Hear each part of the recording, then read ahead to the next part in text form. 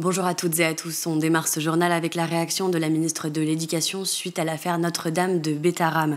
Au micro d'Apolline de Malherbe sur RMC, Elisabeth Borne apporte tout son soutien aux victimes et regrette, pour elle, l'État n'a pas été au rendez-vous. Évidemment, on peut se dire que l'État n'a pas été au rendez-vous sur ce dossier. Et c'est difficile de comprendre comment on n'a pas réagi plus tôt. Donc c'est pour ça qu'il faut qu'on agisse en renforçant les contrôles.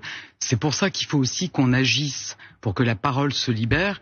Et vous voyez, il y a quelques réactions négatives sur le programme d'éducation à la vie affective relationnelle et à la sexualité qui a été validé récemment à l'unanimité du Conseil supérieur de l'éducation. Mais ce programme, il dit aussi aux enfants: ton corps t'appartient, on doit respecter ton intimité. Si un adulte a un comportement qui n'est pas normal vis-à-vis de toi, tu dois avoir une personne de confiance. Et puis, dans tous les établissements qui accueillent des jeunes, on doit afficher le numéro sur l'enfance en danger, le 3919.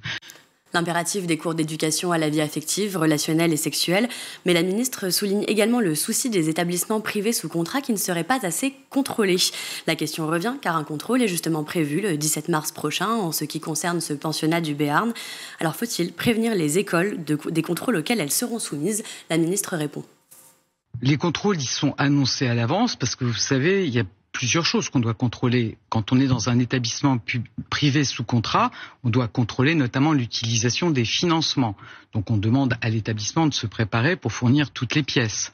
Et ensuite, effectivement, on doit organiser, préparer le contrôle. On n'est pas la police, on n'arrive pas à l'improviste, on doit organiser le contrôle dans l'établissement. Mais je vous dis, je crois que ça doit aller de pair aussi avec une culture à développer pour que si un personnel de l'établissement voit quelque chose, il fasse un signalement au procureur. Ça doit aller de pair aussi avec le fait que les enfants puissent se rendre compte quand ils subissent des traitements qui ne sont pas normaux.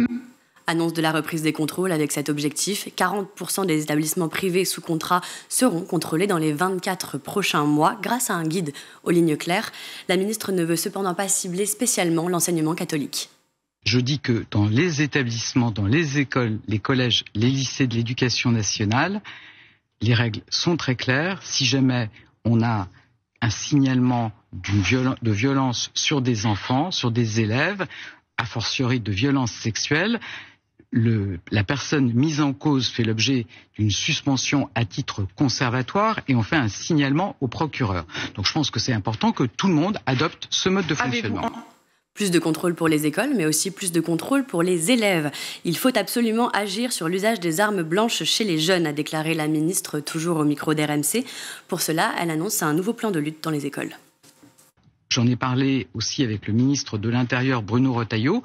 Moi, je souhaite qu'on puisse, avec le préfet, le procureur, le représentant de l'Éducation nationale, pouvoir organiser régulièrement des fouilles de sacs à l'entrée des établissements. Donc je pense qu'il faut vraiment qu'on se mobilise. Des fouilles qui seront organisées dès le printemps prochain grâce aux forces de l'ordre, puisque les personnels de l'éducation n'ont pas le droit d'imposer une telle mesure. Ces contrôles aléatoires seront établis de façon régulière dans certains collèges et lycées, selon décision du préfet. Merci Emma.